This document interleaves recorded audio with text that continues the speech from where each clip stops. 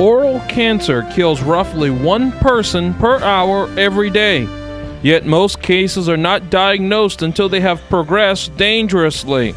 The doctors at Terrebonne General Medical Center want to help you recognize the warning signs so you know when to see a doctor or a dentist. All right, good evening, everyone, to your Health with Terrebonne General Medical Center. I'm Martin False, and our guest, as we take a look at him now, is Dr. Christopher Saal. We want to thank you for being on the show tonight, and I know you have a busy schedule, so thank you for being here. Thanks for having me. Anytime. And of course, we want to talk about oral cancer as a subject tonight, and just a brief overview, if we can, for the audience. Simply, what is oral cancer? Oral cancer is there are several types, actually. The most common is something called squamous cell carcinoma, which affects the lining of the mouth, the gums, lip, tongue, the throat, and there can be other types of oral cancer, but probably for our conversation tonight, we'll be talking mostly about squamous cell carcinoma. Okay. Is this a common cancer? Is oral cancer a common thing, or is it uncommon? It's one of the more common types of cancer. It affects about 30 to 35,000 Americans per year.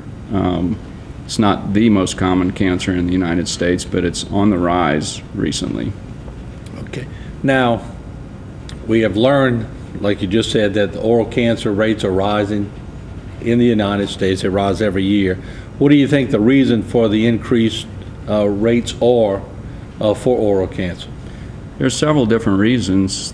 One of the most common reasons that we find recently, especially within the last 10 years, is oral cancer caused by HPV, or human papillomavirus. It's the same kind of cancer that causes cervical cancer in women, and we've seen a rise in younger individuals because of HPV-related oral cancers. Okay. Is there a test that people can get for HPV that would help them maybe predetermine if they would be a candidate for oral cancer? There's no specific test for HPV. The gynecologists do have a test that they can do for cervical cancer that are HPV infections, but there's no specific test for oral cancer related HPV. The only thing that we can do is an exam and or a biopsy of suspicious areas. There's no particular blood test for oral cancer either. Okay. I know certain cancers have several different causes. How about with oral cancer? Any other causes that you could list? There's several different causes, including HPV. We also more traditionally know that cigarette smoking is one of the biggest causes. This tends to affect the 50-year-old patients who've been smoking the majority of their life. Alcohol is a promoter and actually increases the risk of oral cancer, especially when used in combination with cigarette smoking, and also smokeless tobacco. Yeah, so chewing tobacco. Absolutely. Yeah, so we've seen athletes and even summer ball players always going for a little chew. They're putting themselves at risk, aren't they? Definitely. The rate of smokeless tobacco use has actually tripled since the 1970s in the United States. We know that smokeless tobacco contains almost 30 different carcinogens, and actually that rate of carcinogen in smokeless tobacco is higher in the United States than even some other countries when comparing tobacco products in different countries. So you're saying the differences around the world in oral cancer rates, the United States would be up there? It would definitely be up there, especially when compared to Europe. We're not one of the most common, it's not one of the most common cancers here in the United States. For example, in India, it's either the first or second in rates of cancer, oral cancer, because they use a product called betel nut that's similar to smokeless tobacco use, but even more of a carcinogen. Wow. Now, of course, for those of us who either go fishing occasionally or just lay around by the pool, and we're stubborn, and we don't put any sunblock on, anything else, sun exposure. We hear a lot about cancers that you could get facially or on your body because of sun exposure, but what about the sun and the effects it has on the mouth. Can you talk about that a little bit? Sun exposure does increase a patient's risk to lip cancer primarily, more so than oral cancer. The good thing about lip cancers is they're often detected earlier. They tend to be smaller when patients seek treatment for those cancers, and typically are less aggressive than some of the mouth cancers that we see, primarily because we identify them earlier in their stage. What should a person who's watching tonight look for in a precursor or a sign of cancer that would be in their mouth? What would they look for? There's several different signs. One of the biggest things that I would want to stress to patients and people who are looking for cancer is that it's not always painful, especially in the early stages, which is why we often don't get patients until later in the disease process. So the things to look for are a white patch inside the mouth. Those white patches may be translucent or kind of clear appearing. They may be thickened like a callus.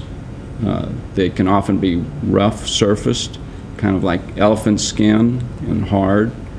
Other things to look for are sores that don't heal or an ulcer that doesn't heal, and a lump or bump that a patient might feel kind of under the skin or the lining of the mouth. It's something called induration, where if you rub your finger over it, it feels like there's something underneath that area. And again, it may not be painful. Those are all areas of concern. And I think the patients that see those areas, if something like that persists for longer than 2 weeks, they should definitely seek medical attention and an exam and possible biopsy. Some very good information. What we're going to do, take a break to hear from our sponsor, Terrebonne General Medical Center. When we come back, we're going to list the signs, what a patient should look for in oral cancer, and it's all next with Dr. Chris Saal. Don't go away.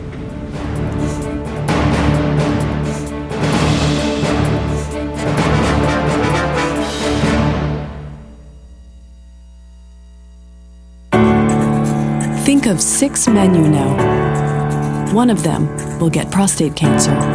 Early detection can save a life. Make an appointment with the experts. Mary Bird Perkins Cancer Center at TGMC.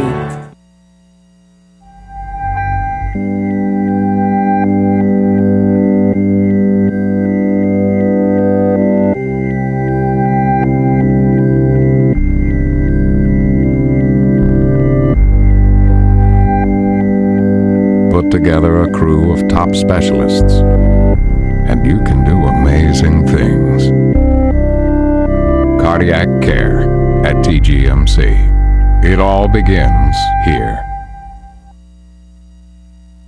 My husband and I have known each other since high school, and Bobby and I are very close. When I started losing my hair during my cancer treatment, he volunteered to shave his head too. My name is Sherry Starkey, and in 2007, I was treated for breast cancer at Mary Bird Perkins. 2 different doctors recommended Mary Bird Perkins, and everybody there was fantastic. And I know being close to home and family really helped a lot too. I'm still here, and Mary Bird Perkins had a lot to do with that. Mary Bird Perkins Cancer Center at TGMC.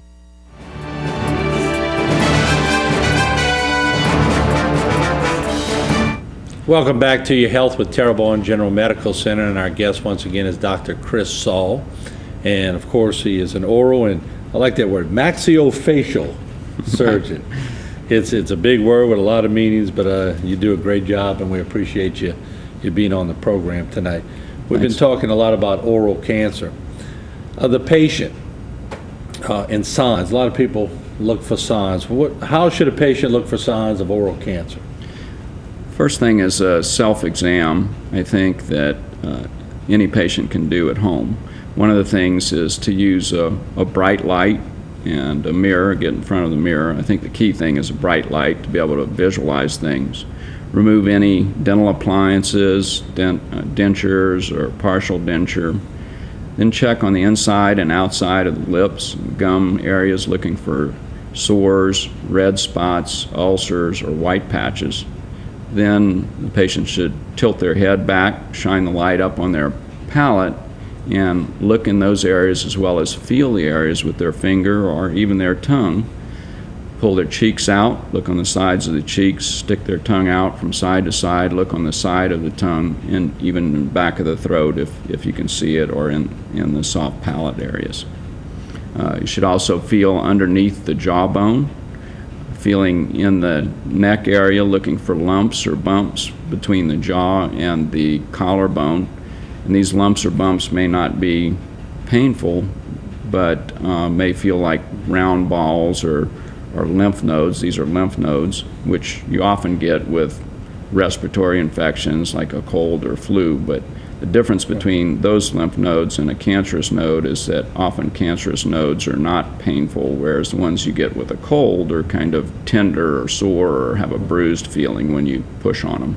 Now, for people watching tonight, the viewers that are watching, and a patient who's going through the list you just gave them, finds an abnormal area, what's the first thing they should do at that point? I think they should seek consultation either with their dentist or an oral surgeon or their physician, someone who can better examine the area and determine if the area needs a biopsy or further investigation, or whether it simply warrants monitoring for a time.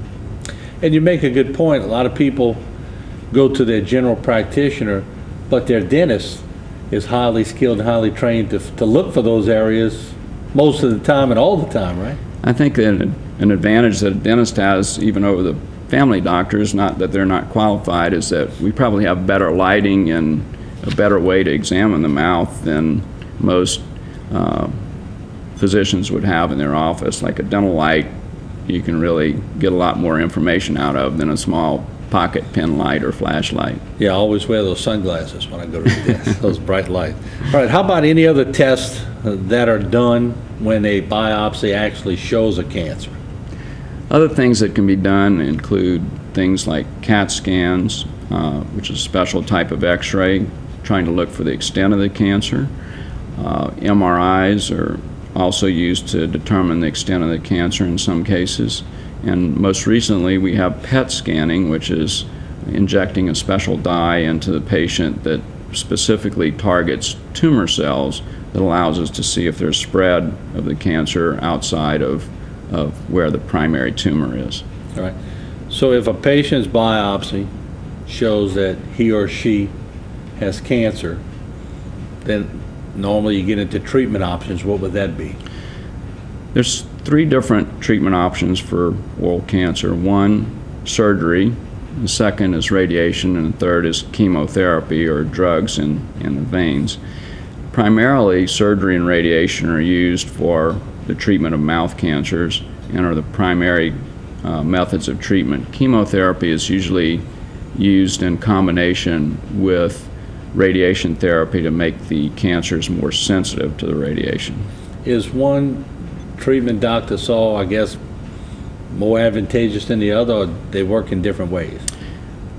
They work in different ways, and I would say they work in conjunction with each other. Also, we determine which one or which combination of those 3 based on the patient's exam, the location of the tumor, the stage of the tumor, patient's other medical conditions that may prevent certain types of treatment.